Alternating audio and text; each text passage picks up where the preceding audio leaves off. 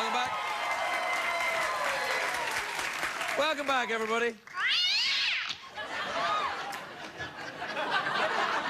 My next guest is a very funny guy. He's currently touring the US. Please welcome Patrick Keane, everybody. Patrick Keane.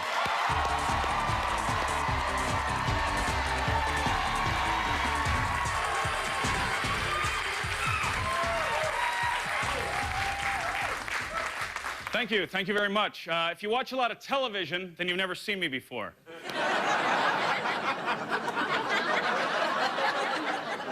I ran away from home when I was 11 years old, and my parents came with me, of course.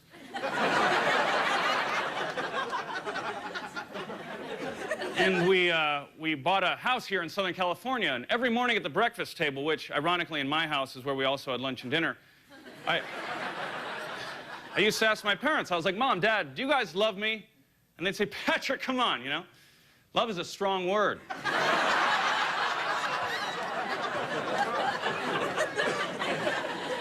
Pick another one. But, no, my father didn't really like us much as kids, you know? Whenever we went on road trips in the car, as we were pulling out of the driveway, he'd ask, is everybody in? And he never waited for an answer. At 11 years old, my head was the same exact size that it is tonight. And the rest of my body wasn't. And oftentimes, walking the streets of downtown Orange County, I was mistaken for the lowercase letter I.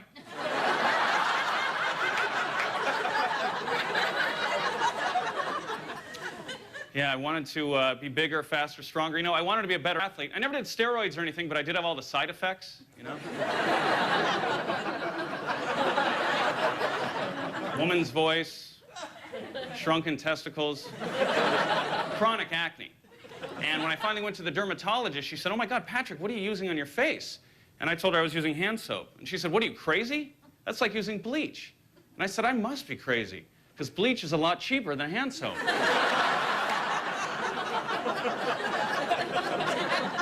I'll be saving a fortune. If I'm shaking, it's not because I'm nervous, it's because I'm Irish, and right now I'm sober.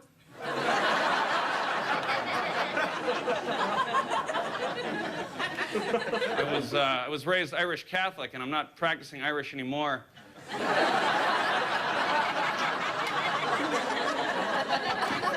But whenever we used to leave unfinished drinks lying around the house, our father would say, come on, kids, drink up.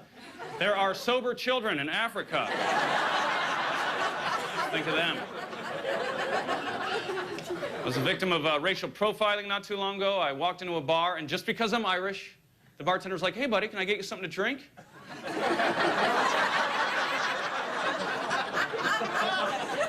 I said, yeah, how about a glass with a little less racism in it, you know? And, you know, some bourbon, a little bit of bourbon. But I miss being a kid. I miss thinking that girls are gross. Guys, how much money could we save if we still thought girls were gross, you know? Hey, stranger, buy me a drink. Whoa, sorry, ma'am. You're gross.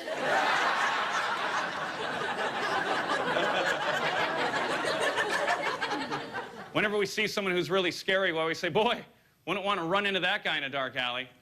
But really, who would you want to run into in a dark alley, you know? Even if it's a little kid, you're like, whoa, man, what's that kid doing back here in this dark alley? It's freaking me out. But I grew up in a time called the war on drugs, and I consider myself a loser in that war. But I don't blame the drug pushers as much as I blame the government, because none of the kids in this country even know what drugs are until every parent, teacher, guidance counselor, spirit club commissioner, student body president, and crossing guard volunteer in the intercontinental United States gets on the PA system every morning in homeroom and tells the kids not to do them, you know? Every morning you hear, children, don't do drugs, don't do drugs. All the kids are like, drugs? What are drugs? Are they anything like sweets?